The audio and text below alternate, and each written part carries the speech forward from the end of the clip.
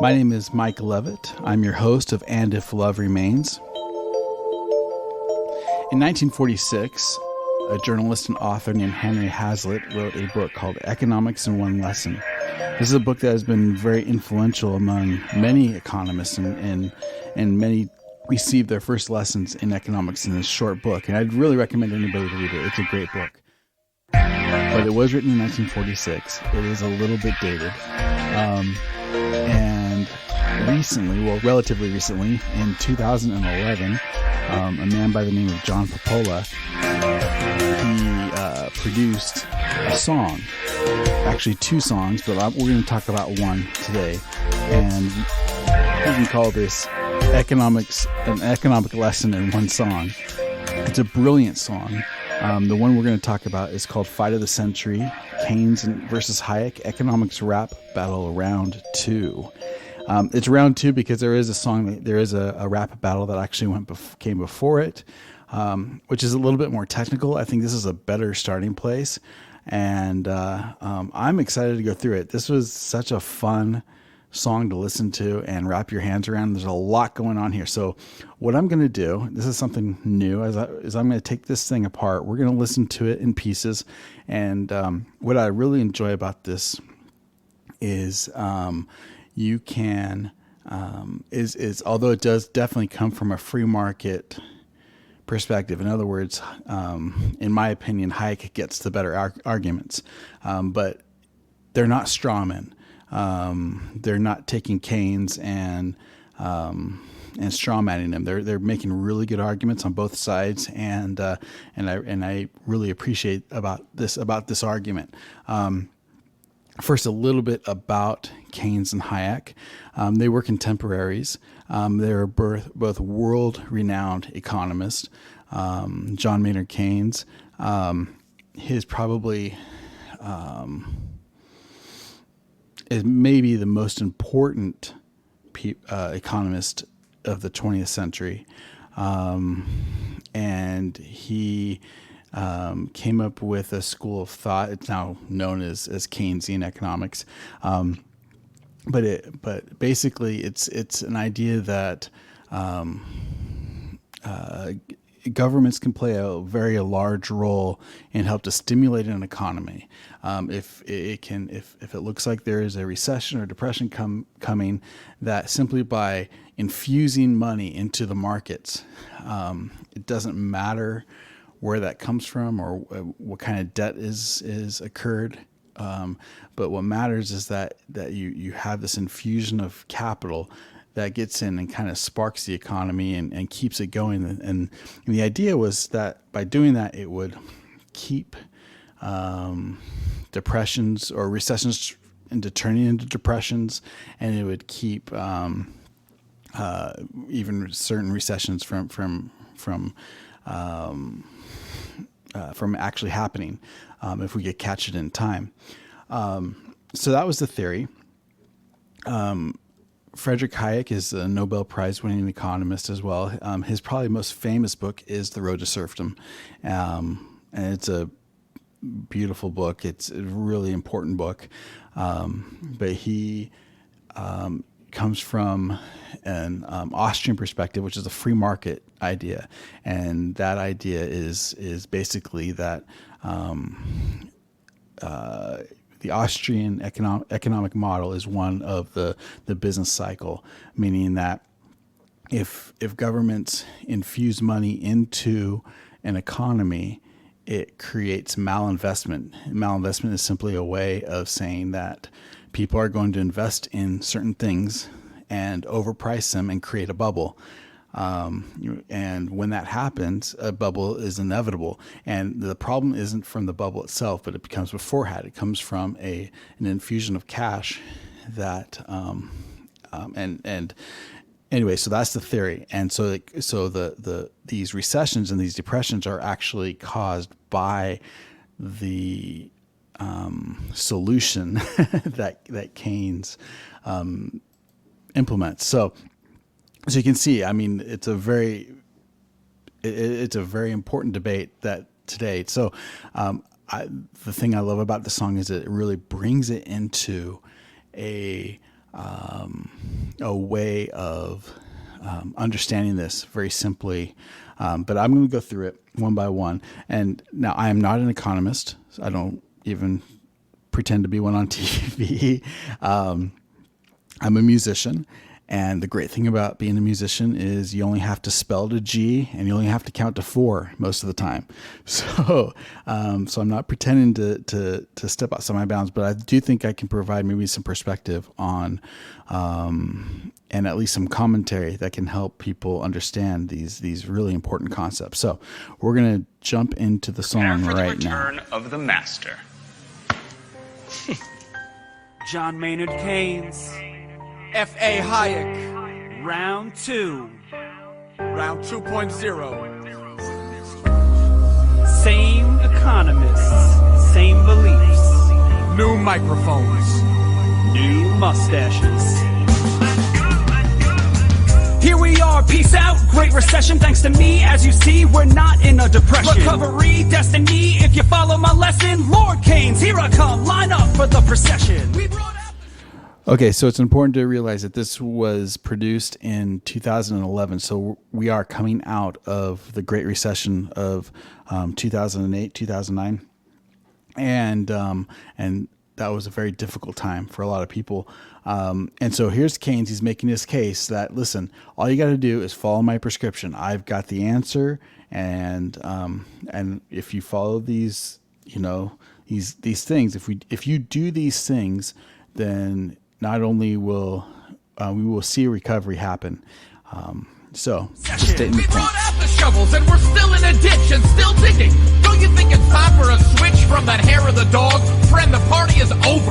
The long run is here. It's time to get sober. Okay, so here is Hayek coming in and saying, listen, this solution has been tried over and over, and all it has done is created larger and larger bubbles. And the hair, when he's talking about the hair of the dog, what he's talking about is the idea that, listen, if we're going to a collapse, the idea is that you pour like somebody who's hungover, you give him a little bit of alcohol to have him get over his hangover. It's the same thing with a recession, is that you need to give it more money, try to boost the economy with this cash influx, and usually that's the government that's going to do it. It doesn't have to be the government, but it typically is. So let's see what Keynes' response is. Are you kidding? My cure works perfectly fine. Have a look, the Great Recession ended back in '09. I deserve credit, things would have been worse. All the estimates prove it, I'll quote chapter and verse. Econometricians, they're ever so pious. Okay, so here's Keynes saying, listen, it worked. Because this is what governments do. I mean, this is such a great excuse for governments to spend lots of money and to inflate the economy. Is hey, if we're going to recession, then what we need to do is pour money into it and bail companies out. However we get money into the system, we got to get money into the system. And he's saying, look, it worked. In 2009, we were out of the Great Recession.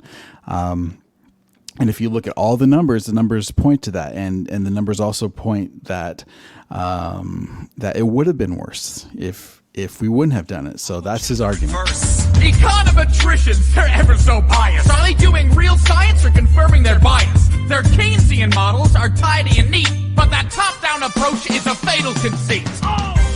What's Hayek saying? This top-down approach is a fatal conceit. He's saying that, Keynes, you created this theory and you created this model, and so the theory is already built into the model. So to say it would have been worse, maybe it would have, maybe it wouldn't have, but we can't say that because the model is already based on your theory. And so it's a lot like polls. If we take a poll, and we say, here's the results of a poll, well, that doesn't mean anything unless we understand what's behind the poll and what the questions were asked and what we have to look beyond. We have to not just look at the results. We have to look at in our mind's eye of what, and that's a lot of what economics in one lesson was about. is this idea that for example, if you create a rent control, well, then rent's lower for everybody, right? Well, yeah, but then why would anybody build any new housing? I mean, what would be the incentive to build any new housing, or what would be the incentive for the landlord to fix anything? Because if there's no new housing, there's a great there's a lot of people that's right behind you, so it creates a lot of problems, and that's what we're talking about is knowing, trying to imagine what the unknown is. And when you're just basing these things on models, we can't say, oh, it would have been worse. We don't know that. Situation we choose. More bottom up or more top down. The fight continues. Keynes and Hayek second round. It's time to win. More from the top or from the ground. Let's listen to the great say. Keynes and Hayek throwing down. We could have done better had we only spent more. Too bad that only happens when there's a world war. You can carp all you want about stats and regression. Do you deny World War II cut short the Depression? Wow, one data point. Okay, this is what I'm talking about. We could have no recession if all we do is spend more. Well, with that theory, then we should just spend all the money all the time. That's the problem. And in fact, he admits it. He says, well, the only time it's politically feasible for a lot of spending to happen is when there's a war. And I mean, come on. And this is what I know. I learned this in school. Wait a sec. Wasn't it World War II that cut short the Depression? Well, that's kind of a funny argument, because if that's true, then that means all the New Deal stuff that FDR didn't work. And I think there's a lot of evidence that it didn't work. I mean, we can have an argument for or against, Social Security. I mean, those aren't the point. The point is if we're talking about what causes or what cuts short depression, is it government spending? Is it for work projects? I mean, what was it that did it? Wow, one data point and you're jumping for joy. The last time I checked, wars only destroy. There was no multiplier. Consumption just shrank as we used scarce resources for every new tank. Pretty perverse to call that prosperity. Ration meat, ration butter, a life of austerity. When that war spending ended, your friends cried disaster. Yet the economy thrived and grew faster. Okay, so Hayek, I think this is such a brilliant point. My grandfather fought in World War II, and I remember him talking about gas shortages, everything being rationed. They couldn't go to certain places. They couldn't have certain foods at certain times. I mean, it was not a time of great prosperity during the war. And I think that is a brilliant point. Wars do not create economic booms. They only destroy. They destroy capital. They destroy lives. They destroy people. And I think it is absolutely evil for anybody to say or to imply that a war can be a boon to the economy. Again, that's seeing just one part of the story. It's the broken glass syndrome. Does it help the economy when a glass window is broken and you have to call the window maker to come and fix the window? Well, it helps his economy, but what? And so we can say, well, that wouldn't have happened unless the window was broken. Well, again, by that argument, then we should break all the windows all the time, and then the economy would flourish. No, because the answer is we have to see what would have that money done instead of fixing the window. What would have that money done instead of going to war? What have that money done instead of building the dam? What have that money done instead of this, instead of that? And that's the real question. And so I think it is absolutely perverse for anybody to make an argument that a war can help solve any kind of economic recession or depression. It's perverse. You too only see what you want to see. The spending on war clearly goose GDP. Unemployment was over, almost down to zero. That's why I'm the master. That's why I'm the hero. In response to that, he says, look, GDP went up. And when we're talking about GDP, we're talking, and this is part of the problem, is you have these aggregate numbers. You have all these numbers that are put together to create GDP, but that doesn't tell the whole story. That just tells you part of the story. It tells you that consumption, I don't even know what it tells you exactly, but again, I'm just a musician. But my point is, what he's saying is, listen, everybody worked. You know, we had jobs. We were, in fact, you know, that was the first time when women were a huge part of the workforce.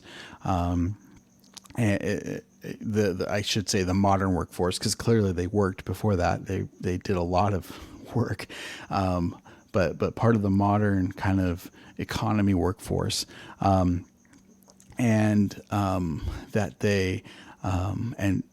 there's a shortage of work because there was so much needed for the war effort. Okay, but again, that goes back to the broken glass syndrome. Then we should have war all the time. Like, and maybe that's, you know, that's what Eisenhower lamented or you know, prophesied when he talked about the military industrial complex, you know, is there's going to be an excuse, and a lot of it's going to be economically driven, that we can have war all the time. Again, I'm just going to tell you that I think that's perverse. I think that is not the right way to look at it, because what would have the money, and let's just look at it analytically, what would have that money done instead of going to tanks, instead of going to destroying other people's lives? I mean, what kind of businesses could have been created to actually serve other people as opposed to kill other people? So, sorry, that's a deal breaker for me. We can have arguments, and I'm sure there are economists that can. Again, I'm not a trained economist, so I'm not trying to say that this is the answer. I'm just trying to tell you my perspective and why I think that argument is compelling. Creating employment's a straightforward craft when the nation's at war and there's a draft. If every worker was staffed in the army and fleet, we'd have full employment and nothing to eat.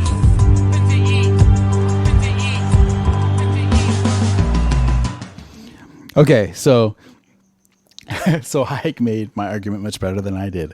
I mean, if your goal is to have full employment, if that's the number one target goal, then yes, have war all the time. And we become like North Korea, a bunch of soldiers and nothing to eat. We're all starving because there's no farmers. We've all become soldiers. And you know, we have to go to the ends of these arguments to see if they hold up. And so, yeah, if that's your goal, is to, it's easy to have full employment. You have a draft, you force everybody into employment, and you force everybody to go to war, and then and see what the consequences are. So, take that, Keynes. Which way should we choose? More bottom up or more top down? The fight continues. Keynes and Hayek second round. It's time to win. War from the top or from the ground. Let's listen to the great Keynes and Hayek throwing down. Jobs are a means, not the ends in themselves. People work to live better, to put food on the shelves. Real growth means production of what people demand. That's entrepreneurship, not your central plan. My solution is... Okay, so this is Hayek again, and Hayek is saying, again, what is the goal? If we're like, I kind of dislike, even in the media today, we talk about jobs and unemployment, and we talk about things like that, because that's not the real deal. Like, we can have slavery and have everybody work, but that's not what we want. What we want is for people to live fulfilled lives and to be able to live in such a way that they can take care of themselves and their family and do something fulfilling and make their own choices. And for some people that might mean, it might mean something different than to somebody else. And so And so jobs in of themselves is not the ends. They're a means to the end. The end is to live a fulfilling life, and the job is a way that one can find fulfillment in that life. My solution is simple and easy to handle. It's spending that matters. Why's that such a scandal? Money sloshes through the pipes and the sluices, revitalizing the economy's juices. It's just like an engine that's stalled and gone dark. To bring it to life, we need a quick spark. Spending's the lifeblood that gets the flow going. Where it goes doesn't matter. Just get spending flowing. You see slacking. Okay, so this is a great argument that Keynes makes. He's like, what's your problem, Hayek? Like, all I'm saying is that what we need to do is when the economy goes dark, when things go bad, we need a mechanism, we need a way to spark it back to life, and the way we do that is by it doesn't matter what we can spend it on turtles, we could spend it on war, we could spend it on, like, it doesn't matter. What matters is that we flood the economy with money and keep things moving. It's that circular flow argument that as long as money is changing hands, money changing hands. This is the theory that as long as money is changing hands, like, that's what the economy is this going, how quickly can money go from, it's called velocity, how quickly can money flow from one person to the other? Well, again, if that's, you can say that as a data point. In other words, you can use that as a way to diagnose a problem, but that isn't a problem in and of itself. And there's a lot of reasons why I don't think it is, but the point is, like, yes, if that's all you're looking at is the circular flow of money, then what you need to do is pour a bunch of money into it. Now, the problem is it does matter how you do it, because as we've seen recently, you give a bunch of money to the banks and magically they don't loan it out. They hold on to it. And it's because people are smarter than we give them credit for. Oh, there's tons of money, we can now go spend it. No, the banks know what's going on, and they're going to hold on to it, and they're not going to lend it out because they know that it's coming. Like, people can see when it's fool's gold. And that's what it is fool's gold. You see slack in some sectors as a general glut, but some sectors are healthy, only some in a rut. So spending's not free, that's the heart of the matter. Too much is wasted as cronies get fatter. The economy's not a car, there's no engine to stall. No expert can fix it, there's no it at all. The economy's us, we don't need a mechanic. Put away the wrenches, the economy's organic. Okay, so there's a couple of points I want to make here. There's a ton. Like, this would be a section, if I was doing a class, that you could spend, a week on. There's a lot of this in this one little section. But first thing, just because one sector is down doesn't mean the entire economy is down. That's the first thing that Hayek is saying. The second thing he's saying is many times, and I would argue almost all the time, anytime people are going to mess with the economy, they're going to mess with the Fed rate. They're going to pump money in. It is more to help their friends than it is to help the economy.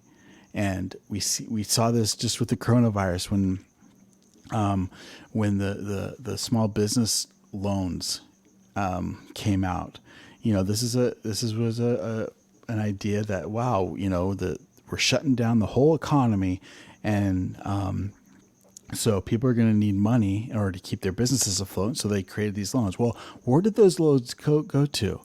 I mean, we could just look at it. Millions of dollars went to these large companies and went to political cronies. It happens every single time.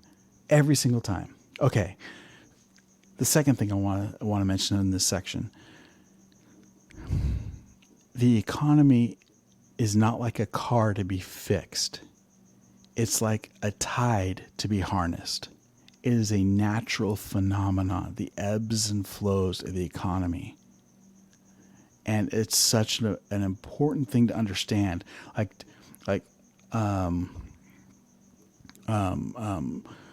trying to harness or trying to hold back the economy is trying to lasso the moon, and only bad things happen. I mean, not only can you not do it, but bad things happen when you try to do it. And what happens is another boom, starts to, think about how the housing boom even happened. Why did it happen? It happened because there was a market crash, a stock market bubble. And so in order to help,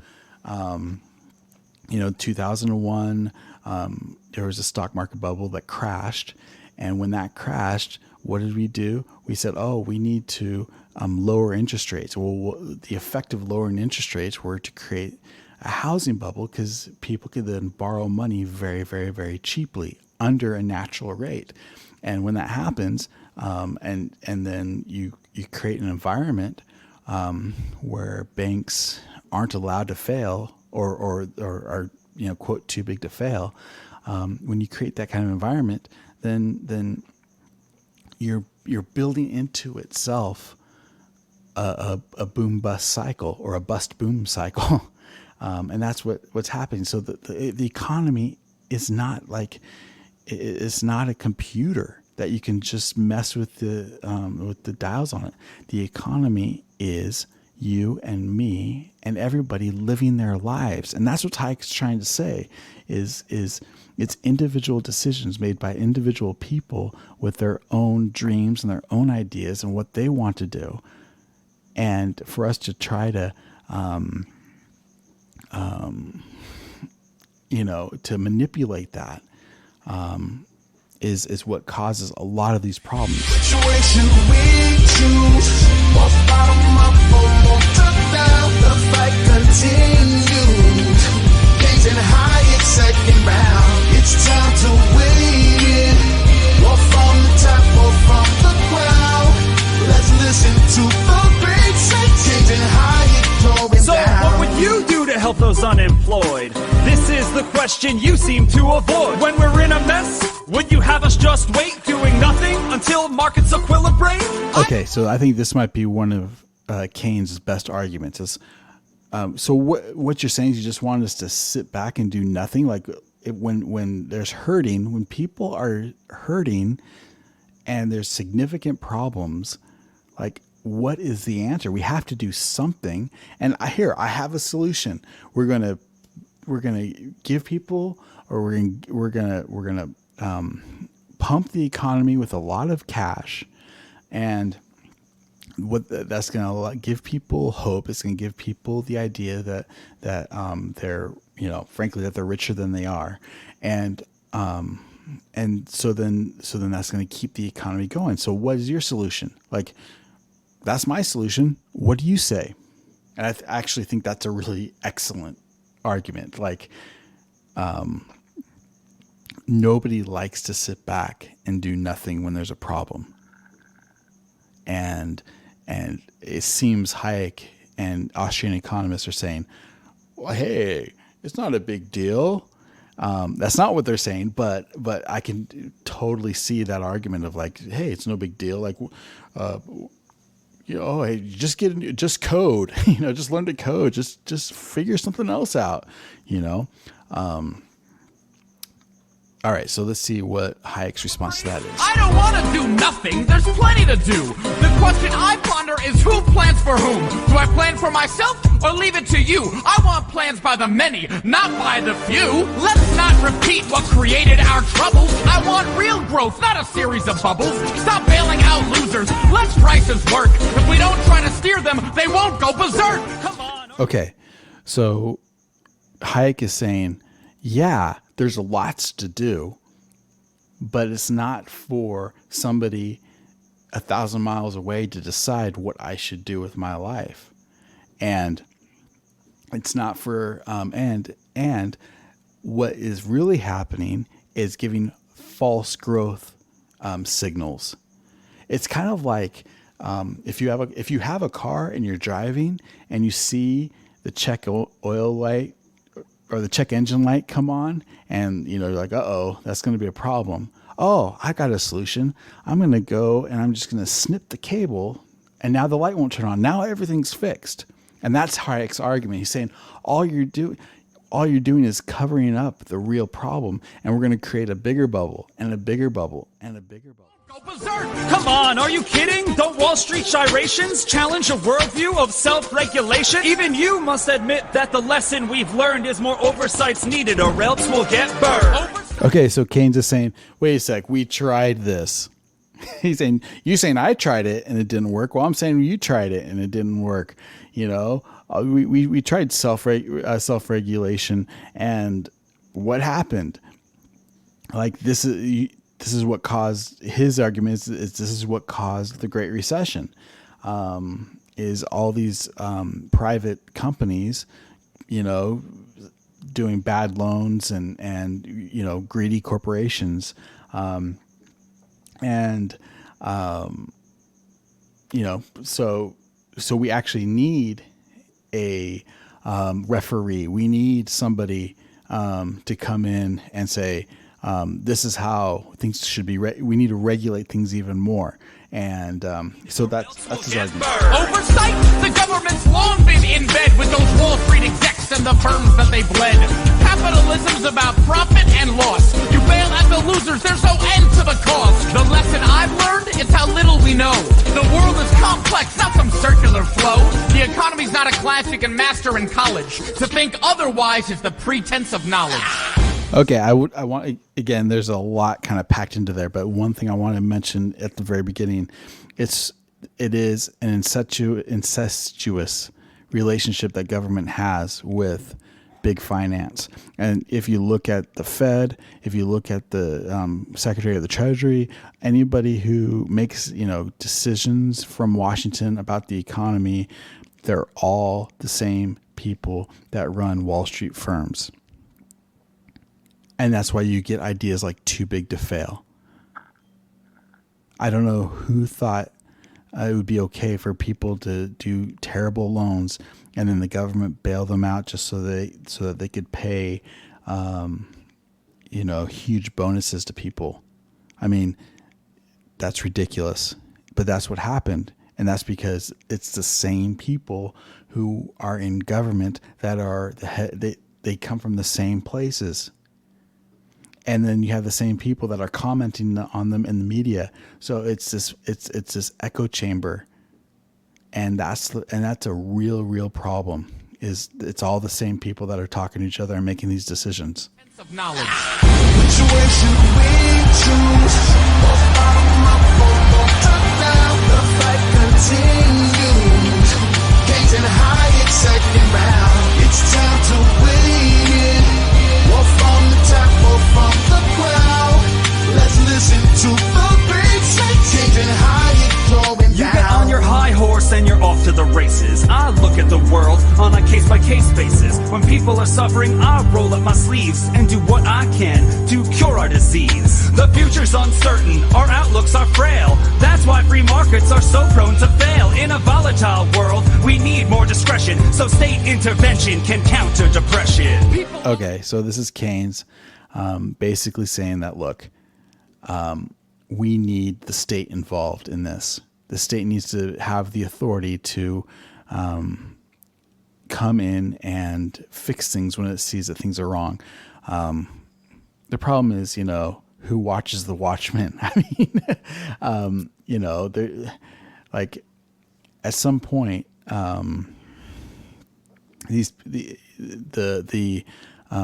is a corrupting force to give somebody that much authority. Depression. People aren't chessmen you move on a board at your whim, their dreams and desires ignored. With political incentives, discretion's a joke. Those dials are twisting, just mirrors and smoke. We need stable rules and real market prices, so prosperity emerges and cuts short the crisis. Give us a chance so we can discover the most valuable ways to serve one another. Which way should we choose? More bottom up or more top down? The fight continues. Keynes and Hayek second round. It's time to Okay. I love that Hayek ends on this point, and I just want to reemphasize it. give us the opportunity to discover the ways that we can best serve one another, the most valuable ways that we can serve one another.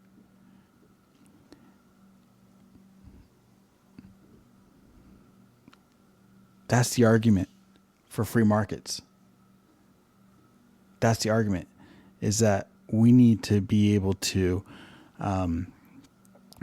based on our own desires and our own natural talents and our own ambitions, discover ways that we can serve each other.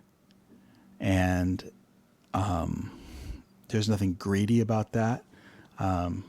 Trust me, greed can play a role, and we can talk about that in a future episode, and I'm happy to. But at the heart of it, it's about individuals making individual choices, and having people with, quote, authority get out of the way so that we can figure out the best way that we can serve one another.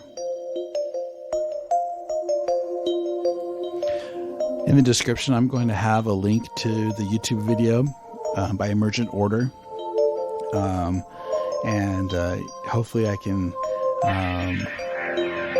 hopefully I'll be able to get John Papola. I hope I say that name right. I hope to get him on. I think he's an absolute genius in what he did here. He does have his own podcast. I'll also put that in the description. And it's a great podcast. You should check it out. It's Emergent Order Podcast. And I think you'll enjoy that as well. In the meantime, I hope you find this useful. This is the first time I've done an episode like this. Let me know if you like this sort of thing. I plan on doing more, whether you like it or not. So, but I do hope you enjoy it, and I'll get better at it.